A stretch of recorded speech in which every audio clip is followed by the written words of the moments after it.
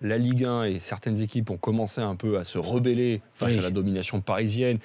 Et je pense que le départ d'Ibrahimovic, qui était surveillé comme le lait sur le feu... Et qui écrasait l'adversaire aussi. Et qui l'écrasait, qui demandait une concentration supplémentaire par rapport au jeu d'attaque, ou si le ballon revenait très très vite en contre-attaque du Paris Saint-Germain.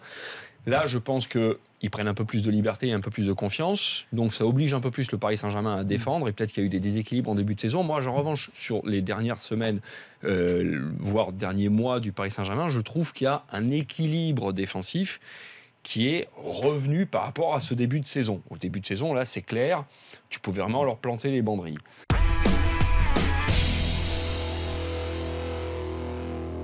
Mais ça, quand même, vous, les supporters bordelais, vous saviez bien, vous attendiez pas non plus de monts et merveilles de la part de Jérémy Ménez, parce que, outre son grand talent, vous saviez bien qu'il inverse les proportions, lui, quelque part, par rapport à sa formation, à cette génération.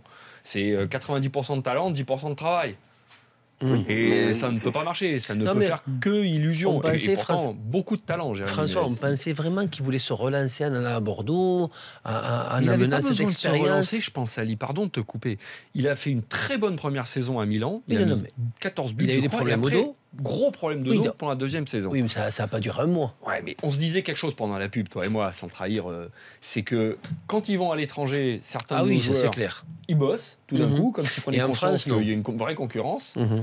Et en France, cette génération un peu dorée, ou ex-génération dorée dont il a fait partie, se repose sur ses lauriers. Et on voit avec ce résultat à Bordeaux qu'il choisit un peu ses matchs, peut-être.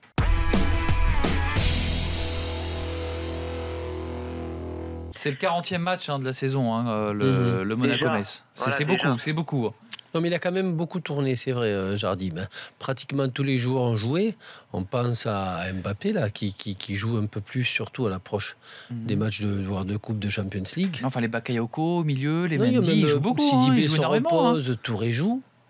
Donc, il y a Radji là, qui joue moins, c'est qu'il peut rejouer aussi. Donc, il a quand même du monde. Moutinho qui revient de plus en plus, qu'on voit beaucoup plus souvent qu'en début de saison. Non, il a vraiment... Il a un banc avec Bouchilla, etc. Et puis ça marche. C'est extraordinaire ce qu'il a. Ça marche, ça tourne. Il a un vestiaire. Et il le tient. Il Ce qu'il n'avait pas l'année dernière.